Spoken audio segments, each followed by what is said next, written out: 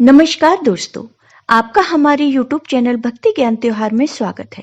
आज मैं आपको षठतिला एकादशी की व्रत कथा सुनाने जा रही हूँ तथा षठतिला एकादशी की पूजा विधि भी बताऊंगी। अगर आपको ये वीडियो पसंद आए तो कमेंट बॉक्स में भगवान विष्णु की जय अवश्य लिखिए। साथ ही अगर आप मेरे चैनल पर नए हैं तो मेरे चैनल को सब्सक्राइब कीजिए। साथ ही बेल आइकॉन पर क्लिक जरूर कीजिए जिससे हमारे वीडियो के नोटिफिकेशन आपको मिलते रहें। माघ मास के कृष्ण पक्ष की एकादशी तिथि को षठतिला एकादशी के नाम से जाना जाता है। दरअसल इस एकादशी पर 6 प्रकार के तिलों का प्रयोग किया जाता है, जिसके कारण इसका नाम षठतिला एकादशी व्रत पड़ा। इस व्रत को रखने से मनुष्यों को अपने बुरे पापों से मुक्ति मिलती है। इस व्रत को रखने से जीवन में सुख समृद्धि आती है। माघ मास के कृष्ण पक्ष की षठतिला एकादशी पर तिल का विशेष महत्व होता है। इस दिन भगवान विष्णु की पूजा करने व तिल के पानी से स्नान व दान आदि का विशेष महत्व माना गया है। जानकारों के अनुसार एकादशी के दिन भगवान विष्णु की विधिवत पूजा करने से व्यक्ति को मोक्ष की प्राप्ति होती है। भगवान श्री हरि की कृपा से व्यक्ति के जीवन में धन धान्य का आगमन होता है। धार्मिक मान्यता है कि षठतिला एकादशी के दिन तिल का दान करने से स्वर्ग की प्राप्ति होती है।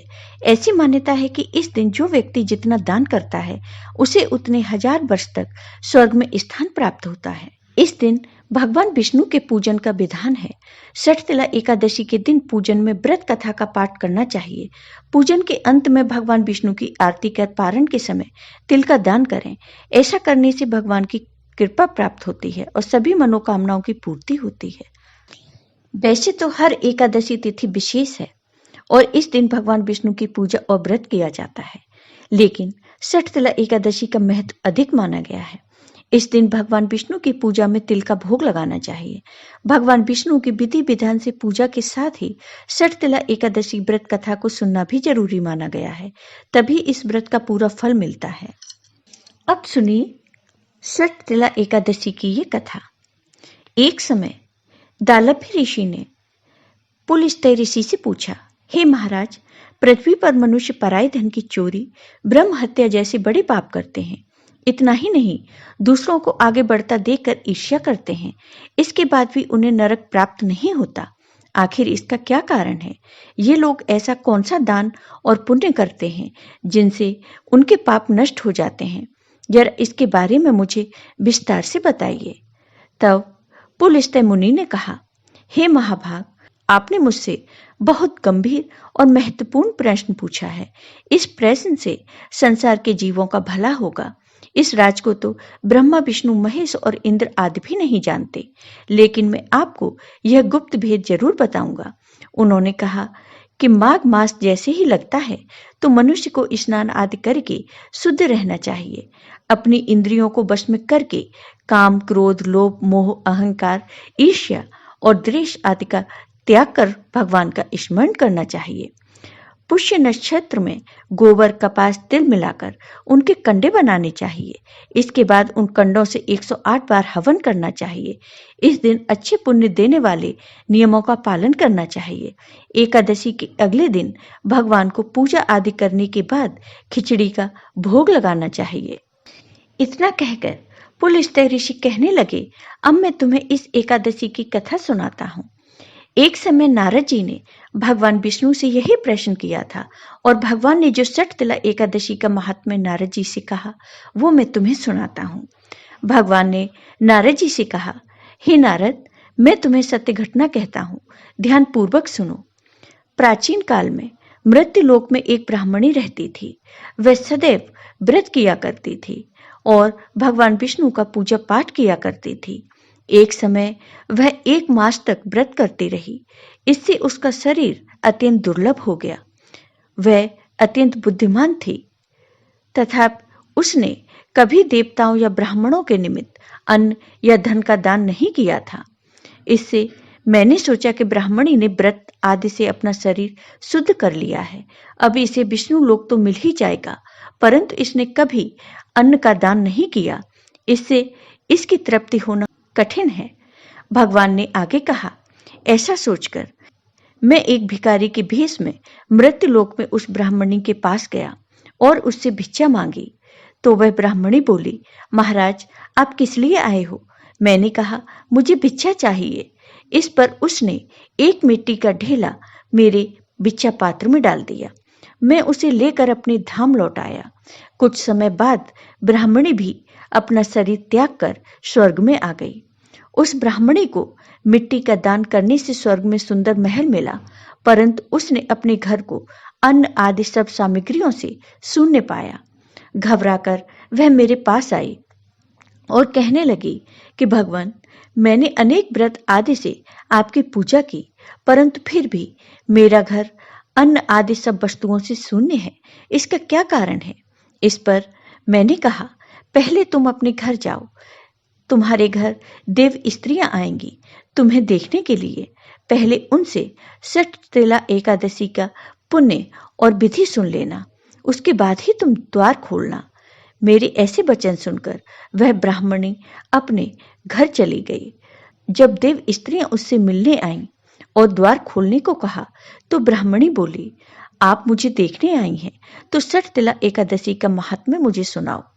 उनमें से एक देव स्त्री कहने लगी कि मैं सुनाती हूँ। जब ब्राह्मणी ने सटतिला एकादशी का महात्म्य सुना, तब द्वार खोल दिया। देवांगनाओं ने उसको देखा कि न तो वह गंधर्व है, न ही असुरी है, वह पहले जैसी मानुषी है।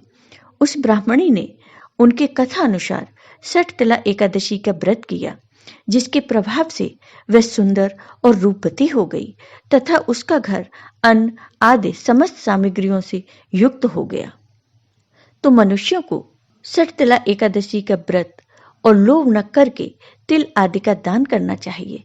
इससे दुर्भाग्य, दरिद्रता तथा अनेक प्रकार के कष्ट दूर होकर मोक्ष की प्राप्ति होती है। सटतिला एकादशी की पूजा विधि। सटतिला एकादशी के दिन सूर्योदय से उठकर उठकर सभी कामों से निवृत्त होकर स्नान आदि कर लें। इसके बाद भगवान विष्णु का मनन करते हुए व्रत का संकल्प लें। भगवान विष्णु की पूजा आरंभ करें। जल अर्पित करने के बाद पीले फूल, माला, पीला चंदन, अक्षत आदि चढ़ाएं। इसके साथ ही भोग में मिठाई के साथ तिल, उड़द की दाल के साथ बनी खिचड़ी चढ़ाएं। इसके बाद जल अर्पित करें। अब घी का दीपक और धूप जलाकर विधिवत आरती के साथ मंत्र, चालीसा और एकादशी की कथा का पाठ करें। अंत में विधिवत आरती करके भूल चूक के लिए क्षमा मांगें। दिन भर व्रत रहने के साथ रात भर भजन कीर्तन करें। रात के समय तिल से 108 बार ओम नमो भगवते वासुदेवाय स्वाहा मंत्र का जाप करते हुए हवन करें। दूसरे दिन नियमित स्नान आदि के बाद पूजा करें और इसके बाद ही व्रत का पारण करें।